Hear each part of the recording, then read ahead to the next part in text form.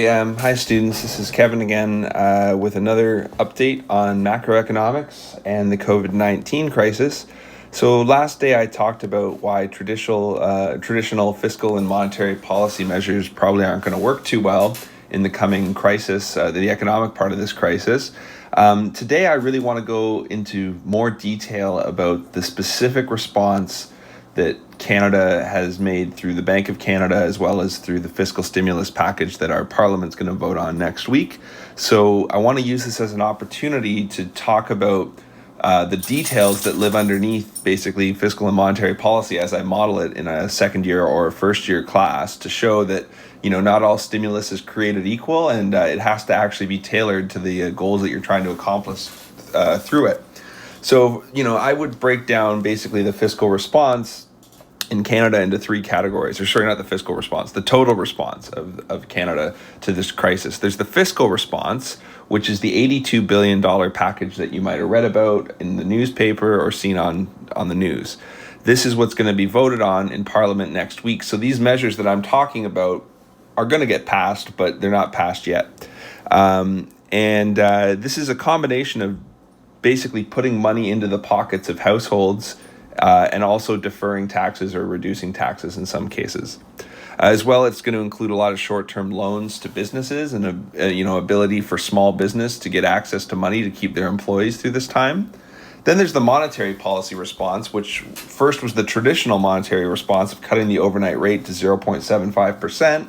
If I had to guess, it's going to go lower. I've even started to read some opinion pieces about that going negative potentially here, as well as a bunch of activities which are starting to look like some of the unconventional monetary policy that happened in the Great Recession. I could do a whole video on unconventional monetary policy, and I think I might if this goes on much longer. But anyway, starting to provide liquidity for key markets, bankers' acceptances, bond buyback, mortgage market, et cetera, et cetera. So picking strategic markets and trying to support them, as well as making sure that chartered banks have access to loans should they need them so that lending can still go on.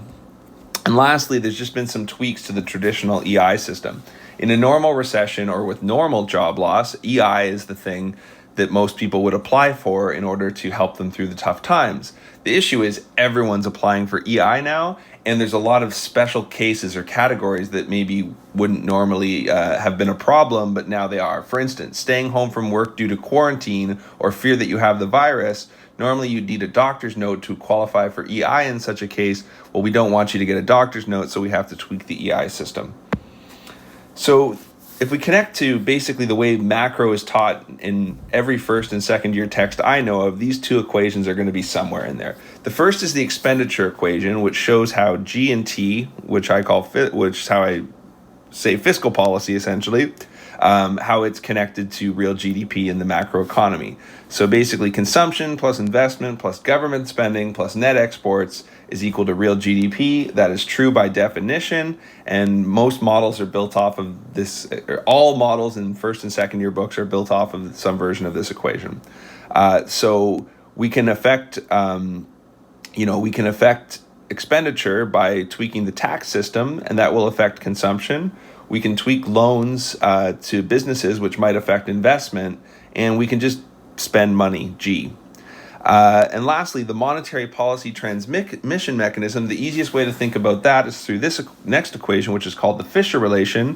What the Bank of Canada controls is the policy rate, IP, and there's a mechanism by which IP influences the real interest rates that are the ones that matter in the economy for things like investment, mortgages, auto loans, household lending, student loans, et cetera, et cetera.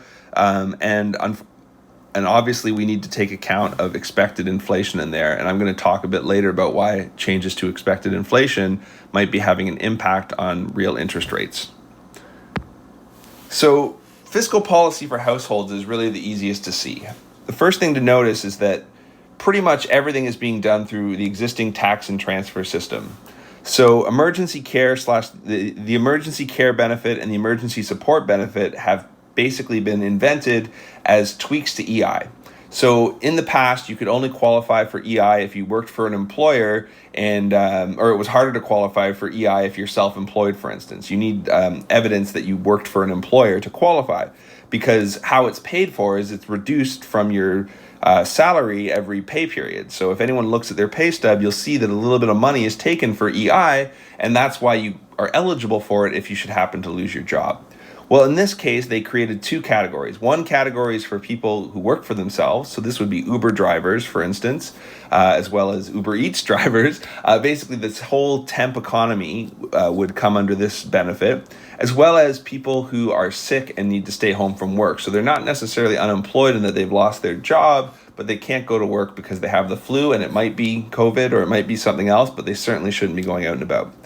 Then there's a boost to the Canada Child Care benefit. So anyone who has kids gets this benefit, and they're giving a one-time boost. So if you have kids and you're trying to entertain them, you'll have a little money to entertain and feed them while they're home from school. The GST tax credit, this is basically given to low-income households. So if you're below a certain income threshold, you're going to get this one-time benefit soon. If you own your home, you can defer your mortgage payments for the short-term future. If you're a young worker and you're paying back your student debt, well, you don't have to pay it back for the next 6 months, and they're not going to let interest accrue on that. And lastly, normally we'd be filing our taxes by April 30th. Well, everyone gets to wait till at least June, and it might be longer depending on how long this goes. So my last video would explain why traditional increases in G won't really be that effective here. Now, some of the increases in G that are going to happen are going to be diverted towards the healthcare system, but that's actually operated at the provincial level. So I think you'll see a lot of provincial governments taking measures to increase government spending towards the healthcare system through this crisis. So my point is, if we go back to this equation here, most of the impacts you're seeing in terms of households are through the tax and transfer system, so they're happening through T. Now, for small businesses who show up as investment and net exports in that expenditure equation, there's a few things that are happening. So for small businesses, they're creating this business credit availability program, which is a loan facility for businesses to apply for a loan to pay back when times are good. Now, this isn't something that the government's just going to give away. They're actually going to receive this money back at some point in the future. Maybe not all of it, but they're going to receive most of this money back. If a business fails, they won't be able to pay back. But for most businesses, they will pay this back one day. And then the Canada account is already set up to help exporters. So because we've shut down all of these borders, you can imagine any business that normally exports their goods and services is going to be really struggling right now. So they've expanded this program to help exporting businesses. And lastly, for small businesses, there's an actual subsidy to wages. So this is the only way in which we're actually just giving money to business and not expecting anything in return, and it has to be directed at workers. Lastly, also for businesses, we're going to delay tax payment, and there's going to be no audits for the foreseeable future. That's probably mostly due to the fact that we can't send auditors to business during social distancing. Now I want to talk about monetary policy, and once again, why the initial monetary policy response didn't really do the trick, and why we're now moving to more unique measures. So the traditional monetary policy mechanism, as I said, is from the nominal policy rate to all the interest rates in the economy, and we have to subtract expected inflation. The issue is inflation expectations have gone downward because of this. Now in Canada, we have our 2% target, and we fully expect that when this is all over, we're going to have inflation that's at 2% again one day. But there's some belief that maybe there's going to be some deflation due to the size of this negative demand shock. And this is going to drive up real interest rates, because if something that enters the equation negatively goes down, that's going to cause the real interest rate to go up. And to see why this is going to happen, I'm just going to show you the aggregate supply and aggregate demand model again from the last video. So I'm going to show it where the size of the negative aggregate demand shock is larger than the size of the aggregate supply shock, so that the expected inflation rate is going to go down for the foreseeable future. So we have inflation on the vertical axis, real GDP on the horizontal axis.